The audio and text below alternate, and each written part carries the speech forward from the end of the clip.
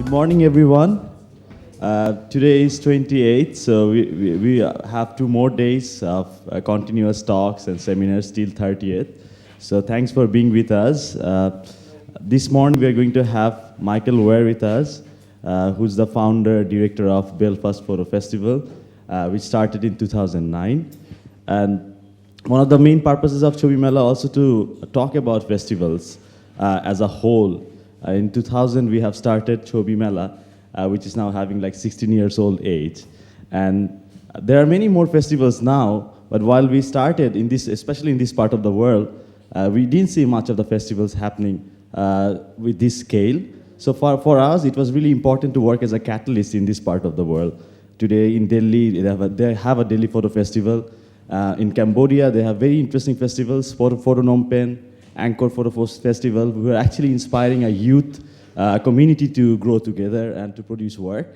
And another purpose for us actually to discover different regional context. In last Chobi Mela, we talked about African photographic practice, Middle East, and we'd love to hear from Michel Weir what's happening in Ireland. And so he's here. So welcome to Chobi Mela. Yeah. And we're looking forward to your presentation. Thank you. Okay. Thank you. Thank you all for coming. I realize it's a little bit early, so this is actually the earliest that I've been up since I got here. so thanks for coming. As you said, we're actually quite a young festival. I founded the organization in 2009. But actually, the first festival didn't take place till 2011.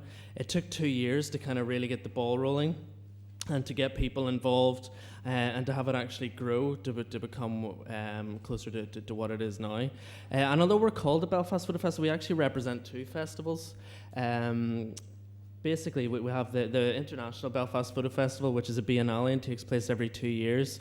And then we've also got the Belfast Photo Festival Youth Edition, which is actually the first photography festival for young people in Europe. So it can be a bit of confusion there, but the Belfast Photo Festival is actually the name of the organisation. So actually, I might as well start with how many of you, just raise your hands, how many of you had heard of the Belfast Photo Festival before you came here today? 1, 2, 3. Okay, well that's good. so a few of you didn't. Okay, well that's good. I'm glad you're here to find out a bit more about it. If for those of you that maybe don't know where Belfast is, we are, of course, it's the capital of Northern Ireland, so we're right at the top on the north of Ireland. We're just across from Scotland, so just across the Irish Sea, and kind of the top west-hand corner of Europe, so pretty far from here, to be honest. But so that's where we're located. If you don't know where Belfast is, so I'm gonna really talk to start off with about the initial idea, which actually wasn't meant to be a festival. It started off quite small, and I suppose like many ideas, you plant a seed and it kind of grows and flourishes and becomes something else, and that's kind of how this festival actually started. So I'm going to talk a bit about that. Then I'll talk about 2011 and 2013 festivals and how they went and how things changed and how we adapted. What we do to develop photographers, which of course is a very important part of a festival to kind of really grow a movement and a community. How we promote photographers, photographers from home and photographers from abroad. As well as some success stories that have come out of the festival. I think it's really important to show that participating in festivals can really help photographers to succeed, get their work out there, and make a success and career nationally and internationally. So that's something I'm going to touch on.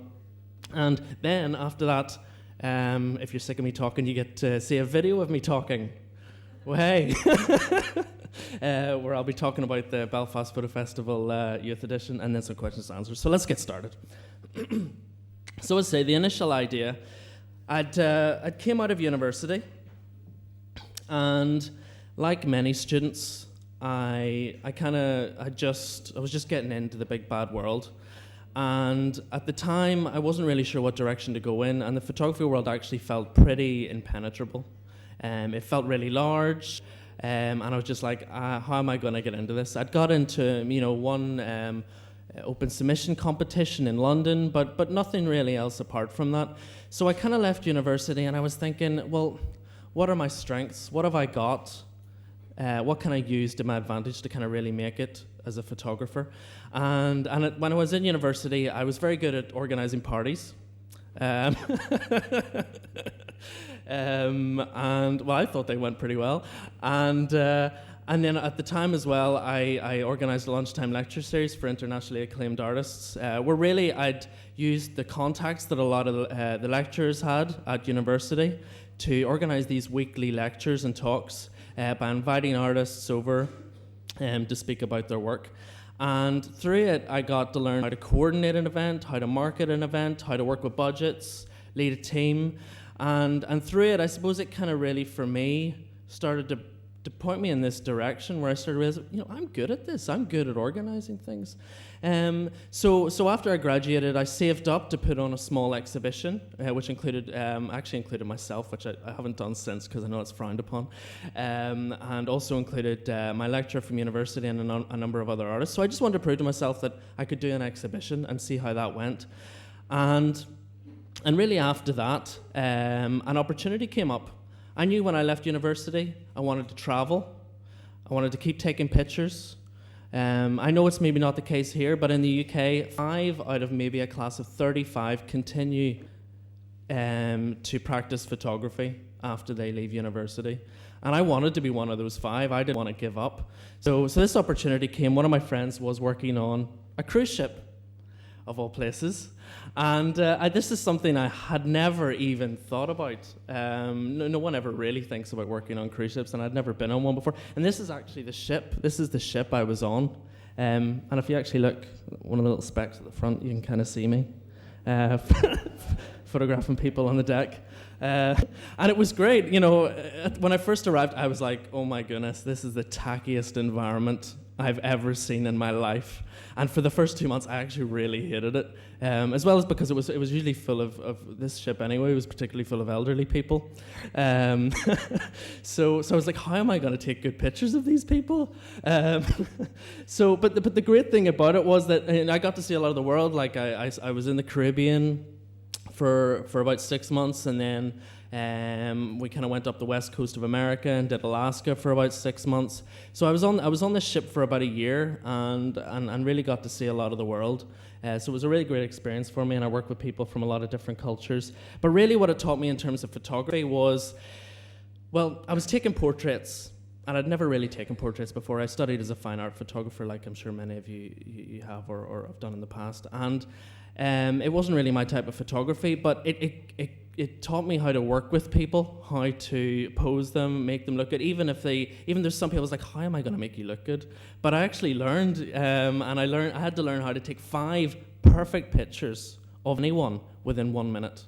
So literally, it was snap, snap, snap, snap, snap, and they had to be perfect because I was on commission.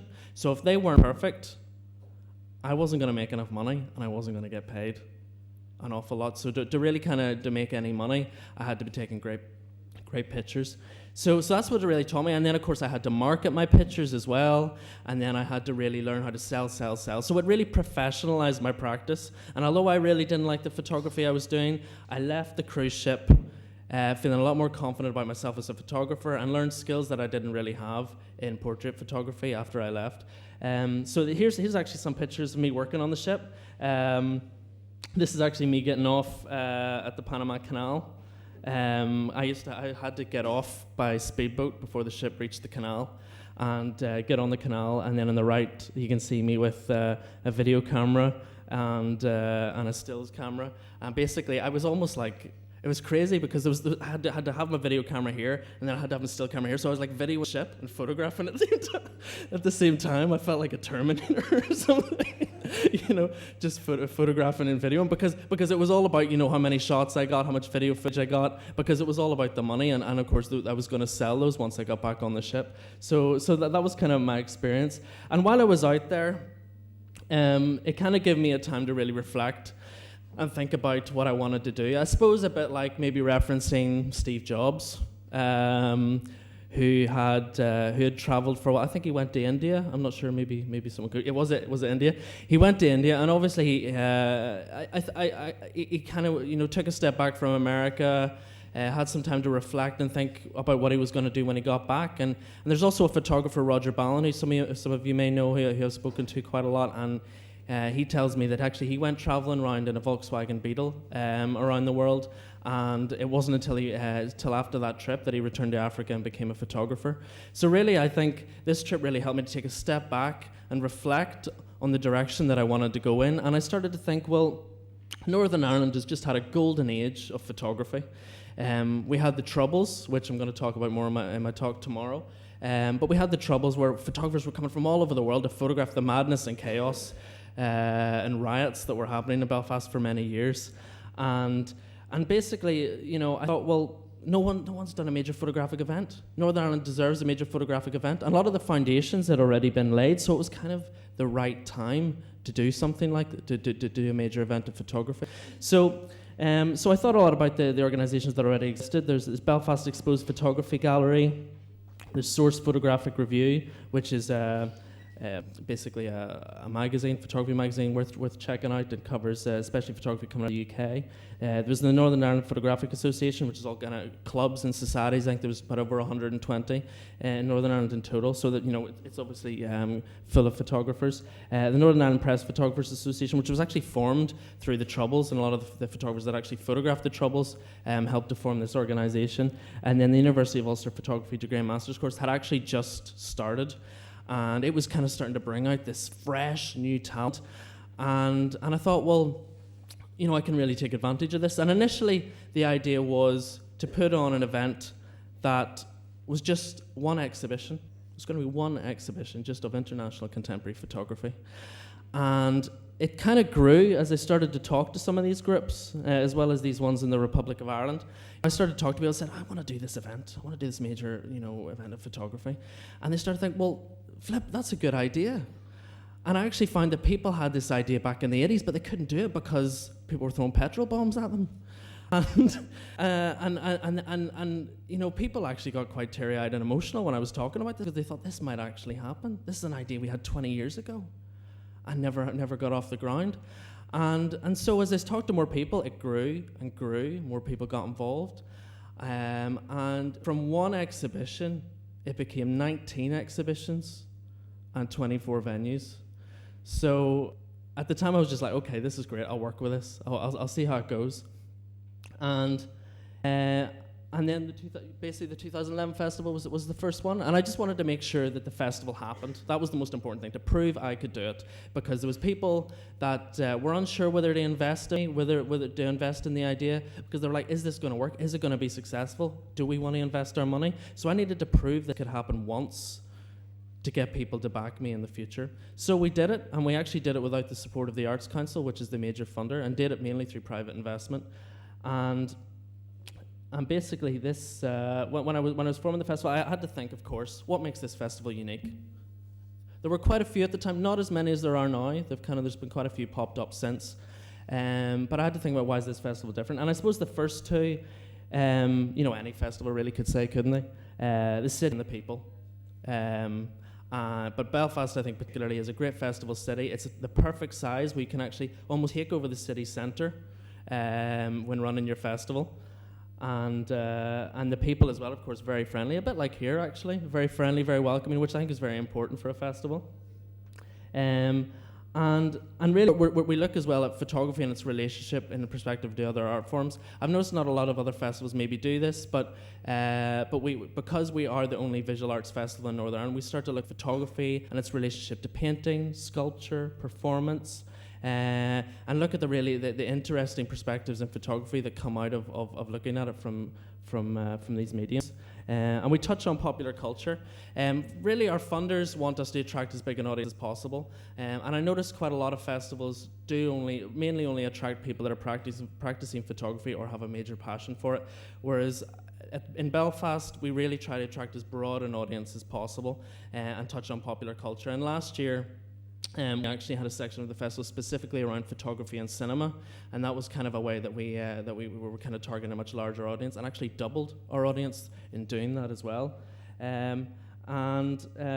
Consistently high caliber masterclasses, which which we're very proud about, which I'll talk a bit about later. Launching emerging talent, putting them at the center. I've noticed this about some festivals as well, that they have an open submission, and they put on an exhibition. And the open submission exhibition usually kind of it kind of gets put off to the side a little bit. It's like we've got our major highlights and the open submissions over there. Whereas we actually put it right at the center because we're all about launching emerging talent. And last year we actually reopened what was the main visual arts gallery for the country and put the open submission in there. Because that gallery had actually closed because the rent was too high, but we reopened it and put our open submission in there to really put it as a focal point and center for the festival and the city. Because it's the new and upcoming photographers are very important to us. And a photo park at its heart, that's something we're building this year for the first time. No one else actually really knows about some of the stuff I'm going to tell you about, so you're all kind of lucky, you're getting a bit of a teaser. We're actually building a village in the center of the city. I know, a bit ambitious. And it's going to be made of containers and wooden buildings.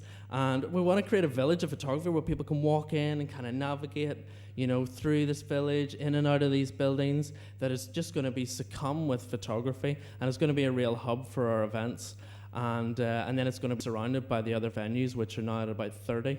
So the festival's actually quite a substantial size, but through the photo park, we're able to be accessible and more public by doing more exhibitions outdoors, because of course we want to attract as large an audience as possible. And through doing exhibitions outdoors, I think it's maybe a little bit difficult in this city because there's so much madness and there's already so many things to look at. But for us, it's great because you're not just getting an exhibition, but you're also getting to market your exhibitions at the same time because they're outdoors and people can see them. And we have a fringe festival. We're very lucky. We have students that operate a fringe festival every time the photo festival happens and kind of surround it, and it's run for and by students. So the first festival, I'll just go through these very quickly. Now we've got to some images, thank God. So this is the first image. And as I say, the first festival, I just wanted to make sure that it happened, and it took place in August, and it was summer. And I thought, nice beach photographs, summery. So we had this work by Lucia Herrero kind of as the kind of title image for the festival. And as well, I thought the image was kind of fun, kind of quirky, and would help to engage people a bit, make them stop and really look at it, which is very important for the leading image that you're going to use to kind of really represent the festival. Here's some images from the festival. It's the talks and program launch and our photo book element there. Then in 2013, last year, is being a biennale, of course. I'm not sure if I mentioned that. So the festival takes place every 2 years. The idea being that if you have an extra year, you make it even better. And the theme for last year was spectacle. And this work is by a Taiwanese photographer, and I actually found his work in Paris at Photoke. And this is a festival where we actually had an element around photography and cinema, and it was a bit of a nod to the film industry in Belfast that was kind of really taken off and is starting to rival Pinewood in London.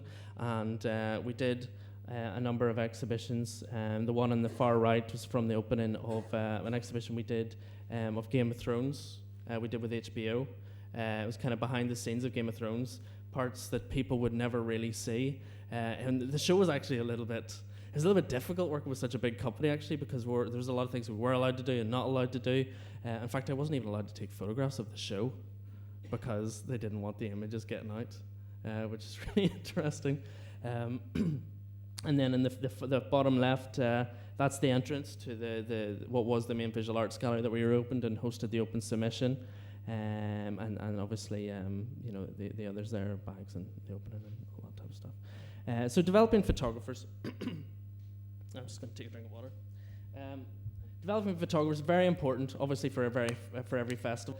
And something I'm actually slightly jealous about with this festival is that you do have a good movement going.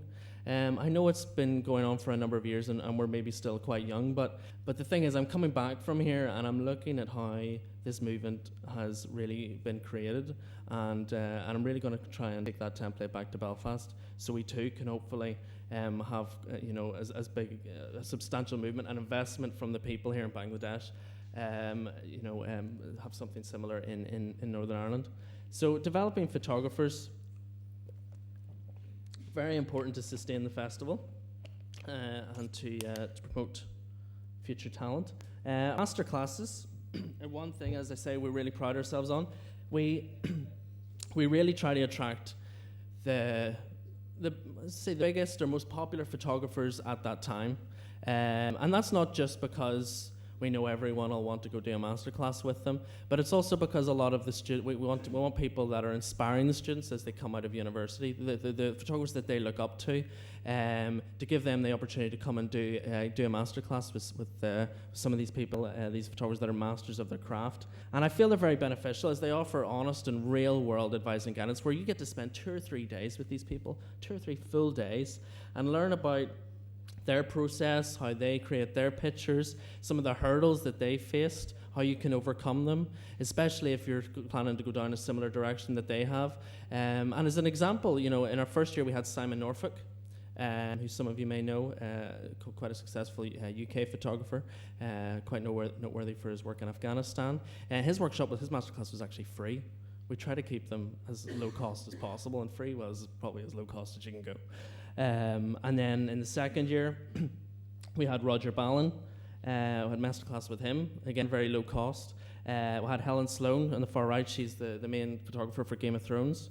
We also did a masterclass with her. So we really try to get photographers that kind of show different facets, different areas of photography. And I'll let you know this year as well. No one else really knows this. I'm gonna announce it this weekend. We've got a masterclass with Alex Soth.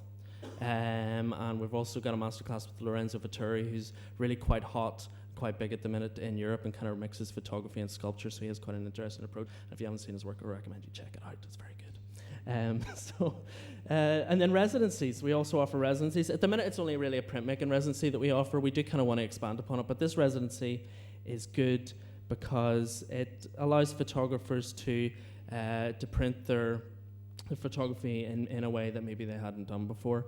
And it doesn't work for every photographer, you know, but certainly it's a great opportunity. You get to work for a month, you get a studio, you get time and resources, your expenses paid, and then you get an exhibition as part of the festival and promotion as well. So it's a great opportunity that we offer every year as well. Professional development seminars, we do these with Magnum Photos. They were very successful last year. We're going to do quite a lot in the future. It's all about helping people identify realistic entry routes into employment. Really, there's so many routes that you can take into the photography industry. And this is really it talks about some of the avenues, and you get real expert guidance and advice from the speakers. The people that attend have actually got commissioned, they've got jobs, and went on to see great success afterwards. So they can be really beneficial and really give you insights into the industry that you wouldn't really otherwise have. So those can be very beneficial and gain really invaluable knowledge. Talks, of course, very important. Every festival needs to have talks. And part of the building blocks, really, aren't they? But for us, I suppose, not everyone in Ireland really has the opportunity to come to Chobi Mela or other festivals. You know, it's not the cheapest trip in the world. And it's a way for us, obviously, our talks to come back to Ireland, to let to let a lot of the people know there what's happening in other parts of the world, some of the movements in photography, some of the trends. And even as well, like we had other talks. We had a symposium last year about how to break into the publishing industry, how to approach getting into magazines, you know, producing your own dummies and getting them out there, approaching publishers to make photo books. So we really try to cater our talks to be as beneficial as possible, depending on what people are interested in. And we do always ask our audience after every festival, what would you like? And then try and put it in the festival the following year. So promoting photographers. Exhibitions, obviously. I don't really need to tell you much about exhibitions, but it's, you know, obviously the photographers get a lot out of the exhibitions once they're in them. We actually specifically bring over a lot of media, a lot of curators, particularly from throughout the UK and Ireland and parts of Europe. And we tour them around the exhibition spaces so the photographers that exhibit with us get as much exposure as possible. So we really try to make a big deal about it. And of course you get massive increased awareness of your work, opportunity to sell work. Work does sell actually from our exhibitions, so photographers get that opportunity, and an increased likelihood of getting more exhibition opportunities and gallery representation once exhibiting with us. And I suppose with a number of festivals, private galleries do look quite favourably upon it and start to think about maybe taking you on and selling your work at fairs. Portfolio reviews. Some of you I'm sure, have been on the portfolio reviews here at Chobi Mela and know some of the benefits. You get one-on-one guidance with professionals, guidance on either how to, the direction you could take to finish your project, or the direction you could take to really promote it and get it out there, whether it would work more as a photo book or an exhibition or a screening. So this can be really helpful. And exhibition and publication opportunities are possible from portfolios. They're not, there's the potential. There's no cert that it's going to happen, but those are always something that you hope to get out of portfolio reviews, certainly. Instagram residency. You've probably noticed that some organizations have started doing Instagram takeovers. We like to call ours Instagram residency, where it's a way for us to basically say to photographers that we exhibit, we want to promote you in the long term. So if you get into our open submission, you're kind of with us for life in a sense. And this is a way for us to give those photographers the opportunity to take over our Instagram for 2 weeks. We promote it through all our social networks, and really it's kind of a way of updating our audience on their work and how it's going and what they're currently developing. So it's a great opportunity, and as well in the long term coming up this year, we're doing a print sale, which we're going to offer as well to photographers that we've also exhibited before. Our open submission, if some of these outside actually, you can get some off me as well. Our open submission ends 6th of March, but we will be extending the deadline to the 16th of March, because we know what you photographers are like, and you sometimes leave things to the last minute. I know I certainly always did. So we do kind of extend it, not because it's not going well, but kind of help you over that hurdle of deadlines. So feel free to pick up one of those later. But we offer a cash prize, editorial awards. We're partnered with a number of magazines, so if you get selected for the open submission, you can also get into magazine publications. And being recognized, being influential judges, we try to get the best judging panel we can, and we got a really kick-ass one this year. So it's all about if you submit to the open submission, these judges can potentially see your work, and then you can get opportunities after that as well. And it says you also will get long-term representation with the festival. So success stories.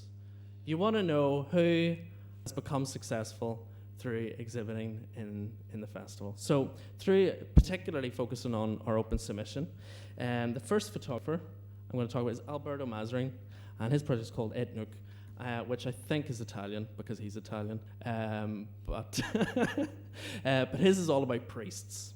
And basically Ireland, as I'm sure you all know, it's very Catholic. There's a lot of priests. And he wanted to photograph how these regular men kind of transform themselves into these religious icons and people of divine power. So I'll take you through some of his images.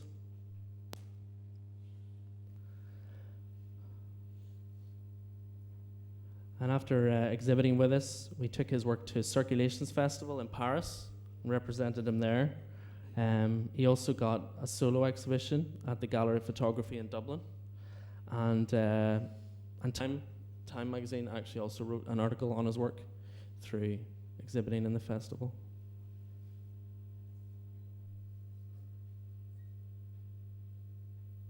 Now Tam Dezso, he's a Hungarian photographer who wanted to document Hungary as it was evolving and changing. Hungary was modernizing at the time, and there was communities and parts of Hungary that he kind of noticed were starting to get forgotten about. And their way of life and their culture was kind of getting lost and neglected. So he wanted to document these people before their towns, their villages, and their culture kind of disappeared. And after exhibiting with us, he got into the Daylight. He actually won the Daylight magazine photo awards. I actually felt like I was seeing his work everywhere after exhibiting with us. He was also picked up by the Robert Koch Gallery, which is a private gallery in Europe, and the Photographers Gallery in London. He also exhibited, which is kind of the the main photography gallery in the UK, the one that you want to be exhibiting in. And I'm not saying you get into open submission and you become a rock star. What I'm saying is that if you get into ours, you're obviously onto something. Judges went, this is good, this is standing out. And then I think what should be going through your head is, I should be continuing to try and get this out there. And a lot of these photographers have then went on and exhibit and submitted maybe for another open submission, and maybe through those 2 open submissions, ours and the other one, they've really helped to kind of launch them. And if certainly when I was looking at their websites, you can kind of see after exhibiting with us, they've kind of just taken off and got a lot of opportunities and got picked up afterwards. Marlene Slewitz. These are quite intense and colourful. I've started to see her work quite a lot as well, and she basically goes into office spaces, really boring office spaces, and basically starts to think about how she can transform these spaces into kind of these environments from her subconscious that are hard for any of us to really put into context. And you kind of almost wonder why they exist as well, but they're actually quite nice. And she got picked up by LHGWR Gallery, which is a really hard gallery to pronounce. And I've seen her work as well at Unseen Photo Fair more than once, which is arguably the second biggest photo fair in Europe. And she was also picked up and represented by Foam magazine, which I'm sure many of you have heard of. It's really kind of very strange spaces that obviously take a lot of time to build as well.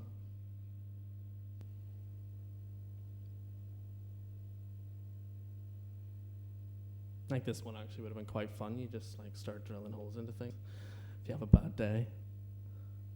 And the 2014 Youth Edition. So now you get a video, so you don't have to listen to me talking, or you do in video form. So I'll just change this now. I'll tell you a little bit about it while I'm changing.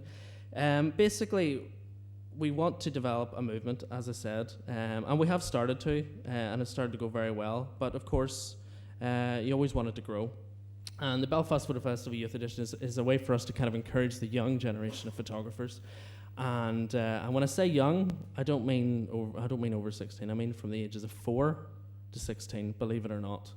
And we actually were surprised to find out when we started thinking about this that we could have potentially been the first in the world to put on a photography festival for young people. However, we were beaten just by 3 months by Azerbaijan, of all places, that actually held the first photography festival for young people. They made us very aware that they were the first. And if we talked about if we were talking about ourselves that we could never say that, and we always had to reference them as being the first photography festival. But we do say we're the first in Europe, I suppose. That's a nice thing to kind of say. So I'm going to press play on this, and enjoy it. It's only 12 minutes long. This is the 2014 Belfast Photo Festival Youth Edition, which is in fact the first photography festival for young people, or in fact visual arts festival for young people in Europe, first of its kind. And for us in the Belfast Photo Festival, this is a very important event. Unlike the regular International Belfast Photo Festival, the Youth Edition for us is not just about exhibiting the work of photographers, which of course we have done throughout 7 of our exhibitions in the Youth Edition. It's also about developing the skills of young people and through our workshops.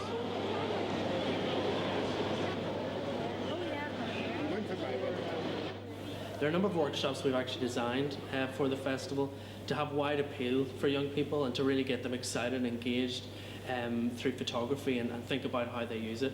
And one of these, in fact, is the workshop Photograph the Game that we did with the Belfast Giants in the Odyssey Arena. And in this workshop, we give young people the opportunity to get alongside round the rink of the ice hockey game of the Belfast Giants, the leading ice hockey team in the UK, and get to photograph every movement and action of the game alongside a professional photographer, and this professional photographer to give them an idea and insight as to how to approach and photograph this game and photograph a sports event in general. And through this event, they also, at the end, got the opportunity to meet the team and to take portraits with the team, and to really get engaged in the excitement of the game.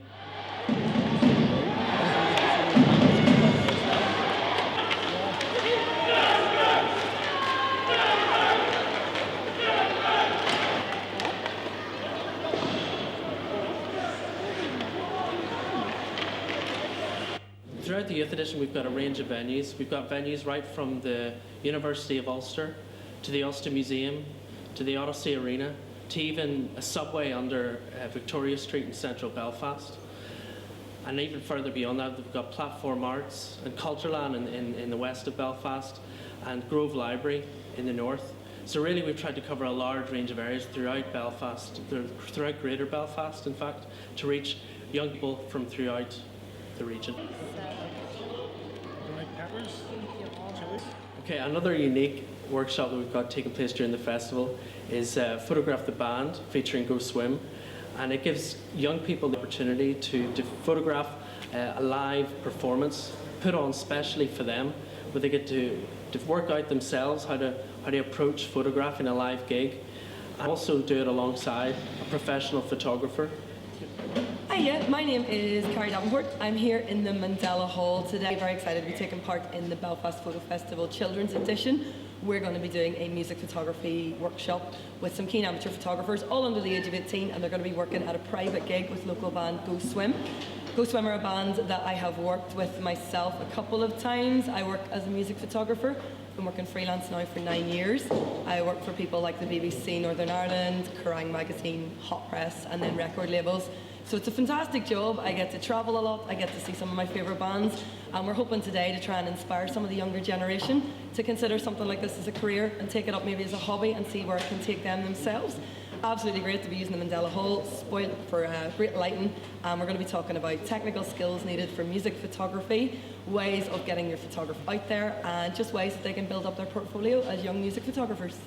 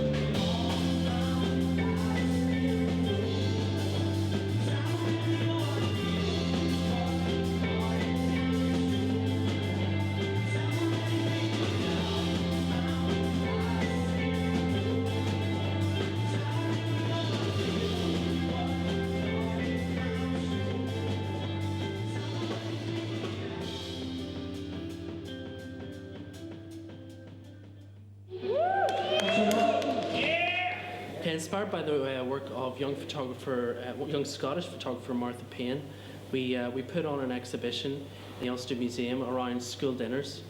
And as part of this exhibition, we thought it'd be great to offer the opportunity to young people throughout Northern Ireland to photograph and send in their own images of their own school dinners.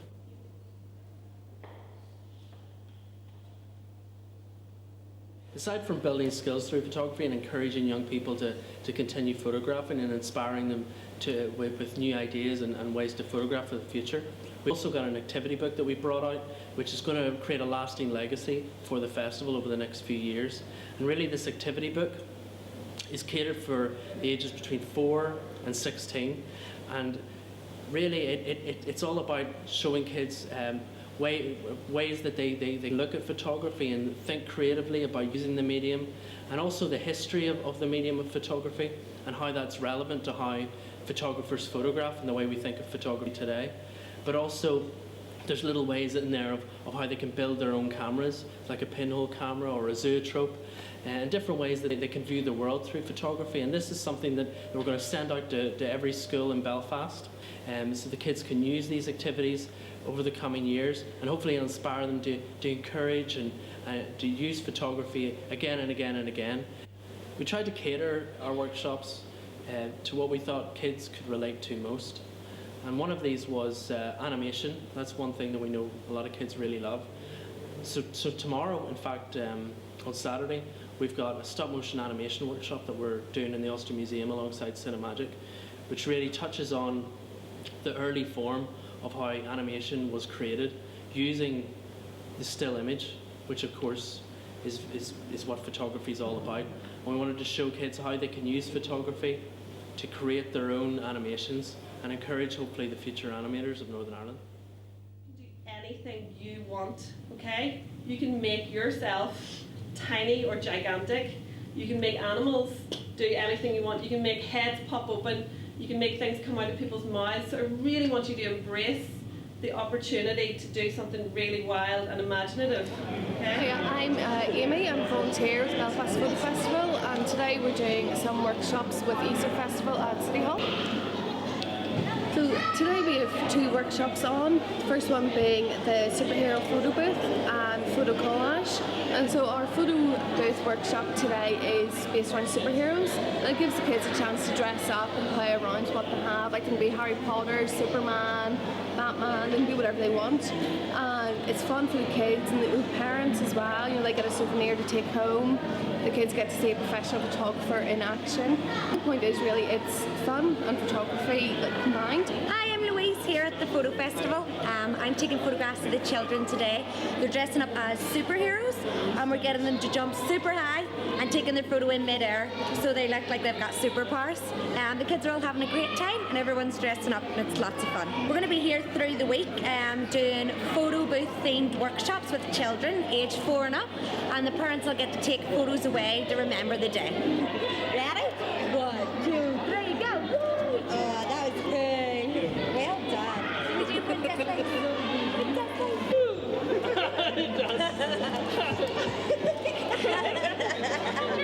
So the point of our photo collage workshop today is to introduce kids to a new way of looking at photographs and photograph manipulation. And it's really cool and fun because there's loads of different colours. They can pick what they want, stick it down, the parents can get involved. They're having fun, parents are having fun, and it's just a good way to introduce kids to an alternative way to look at photography.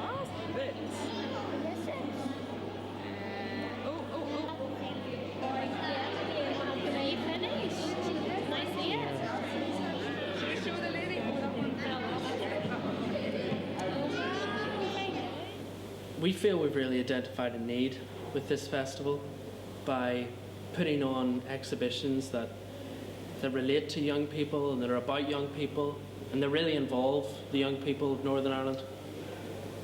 This really helps to bring them into the galleries and into the spaces which otherwise a lot of kids generally wouldn't go into. And I think this is really important. Through our workshops and through our exhibitions, we're really engaging these young people and helping them feel part of the visual arts sector within the country. For this festival, the response from young people has been tremendous. Through our workshops selling out, through the tremendous attendance at our exhibitions and openings. And we feel this really shows that there really is a calling and a want for a visual arts festival for these young people of Northern Ireland, and that they really do want to work with professional photographers and really develop themselves for the future and get these opportunities that they otherwise would not have had.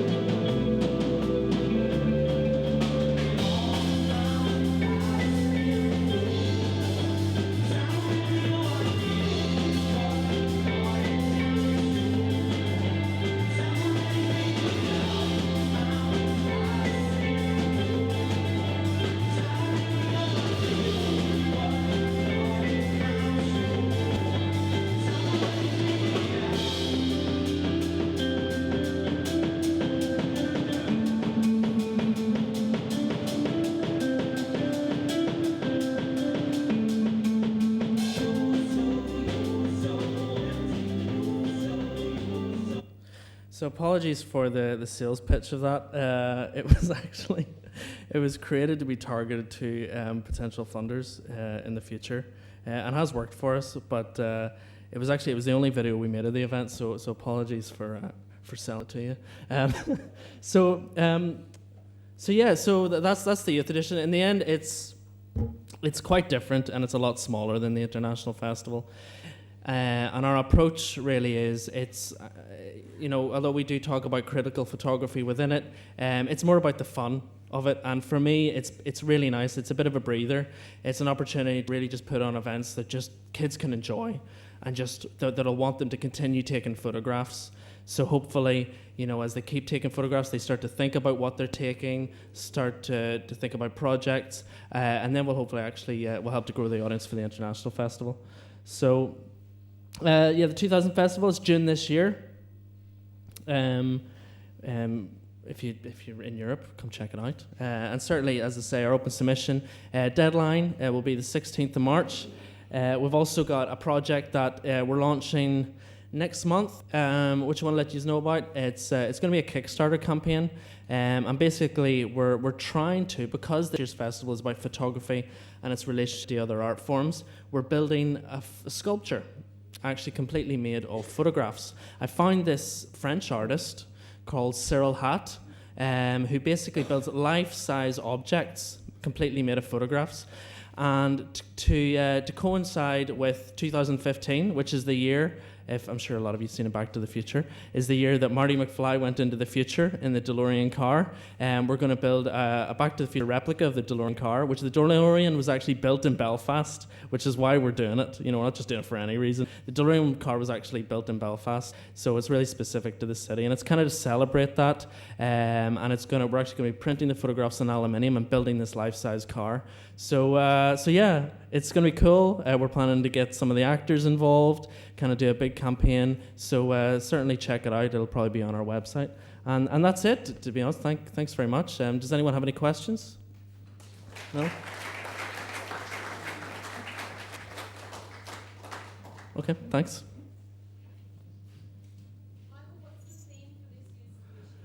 Theme for this year's submission, it's completely open, to be honest. We don't really want to say, this is the theme, this is what this is kind of work that we want, because you're all working on different projects. You all have different things that are inspiring you. So we're really cutting a lot of people out by really putting in a theme. So we really keep it open. And if a theme does happen, it'll be evident through the kind of, as we shortlist. But to be honest, yeah, we do keep it very open. It's all really about showing the best that we can, the greatest work that's submitted. So, any other questions? No? Okay. Well, thanks very much. I'm sure I'll see you tomorrow.